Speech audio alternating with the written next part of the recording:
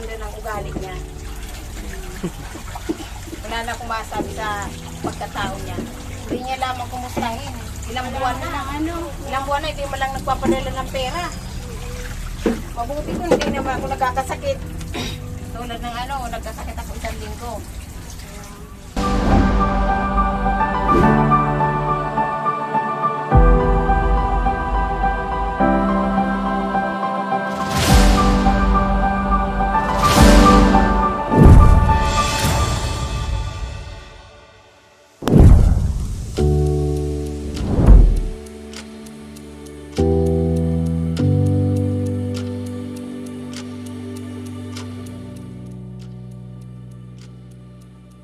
Paano at bakit nagawang iwan ng isang ina ang mga kaawa-awang mga bata na may mga kakulangan sa kaisipan?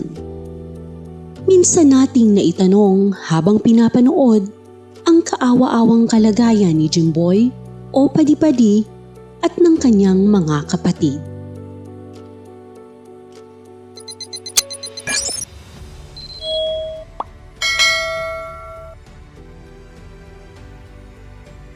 Hindi lingid sa ating kaalaman na ilang taon na ang nakalilipas nang inabandona ang 6 na magkakapatid ng kanilang mga magulang.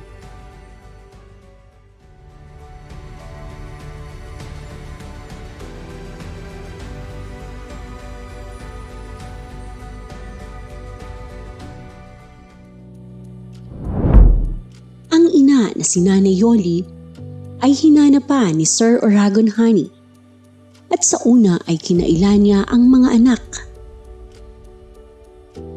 Ngunit sa hindi malamang dahilan ay inamin niya rin na mga anak niya ang mga ito.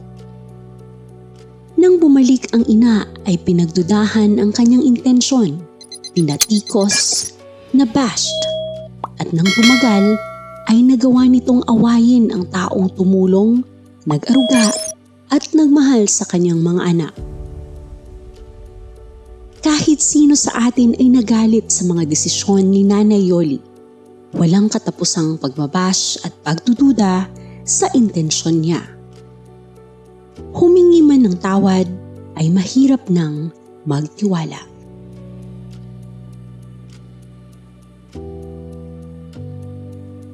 Ngayon, ito na si Nanay Yoli.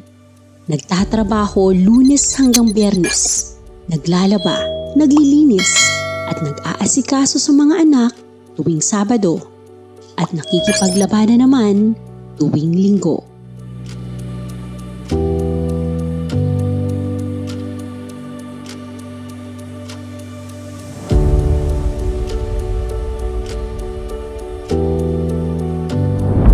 Sa ganang pagmamahal Prospect Nation, so narito tayo ngayon sa aming school, sa San Rafael National High School. At dito po nagtatrabaho si Nanay Yoli. So, dito siya nag-help sa kantin. Ngayon po, patapos na nagkaroon tayo ng opportunity na kausapin si Nanay Yoli. Andito siya naghuhugas. So, ayan, magandang araw Nanay Yoli. Magandang araw. Kamusta ka naman? Kamusta ka naman? So, ito na yung paggabi na, ay hapon na, pauwi na, maghuhugas ka na ng mga pinagkainan. Madaming mamimili. Madami.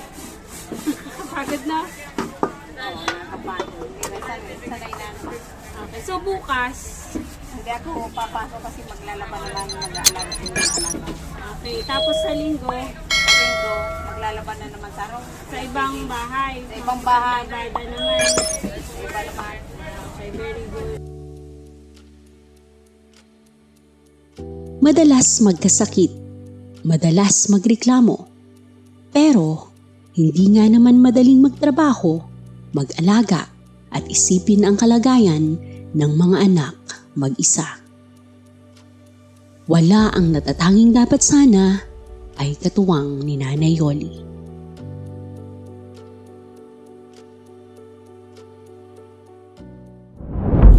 Anong masasabi mo sa dati mong asawa? Masabi ko lang sa kanya, Kasabi mo siya, kunyari nanonood siya. masabi ko lang sa kanya, nakalimutan niya na yung mga anak niya, yung kumustahin man lang, hindi man lang kumustahin o ano, na napaka ganda ng ugali niya. Wala na akong masabi sa pagkatao niya. Hindi niya lamang kumustahin. Ilang buwan na, hindi man lang nagpapadala ng pera. Mabuti ko, hindi naman ako nagkakasakit. Tulad ng nagkasakit ako isang linggo. Hindi natin alam ang tunay na intensyon ni Nanay Yoli. Hindi ko rin alam kung hanggang saan ang kanyang pagsasakripisyo. Ang alam ko lang, nahihirapan at napapagod din siya. Nag-aalala sa mga kalagayan ng anak niya at masama ang loob sa taong dapat sana ay tumutulong sa pagtataguyod sa kanyang mga anak.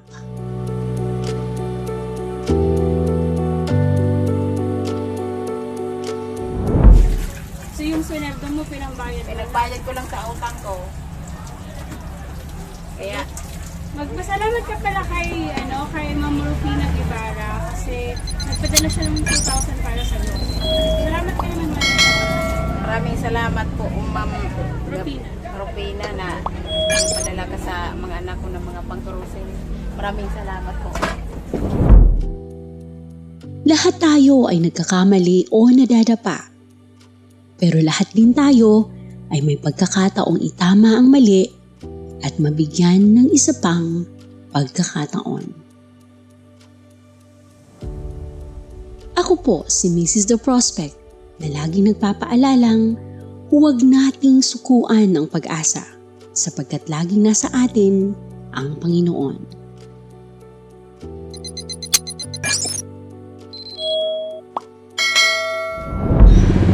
So ayan, isang masaganang pagmamahal po, Prospect Nation. So nandito po tayo ngayon sa Elyong Grocery para mamili ulit ng mga kailangan nila padipad din nila katay sa pang-araw-araw.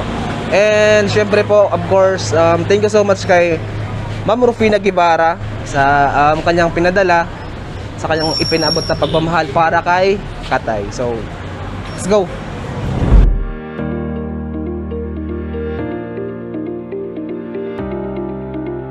And shoutout sa ating cameraman ngayon, si Teng Capisotti Official, kasi sinamahan tayo.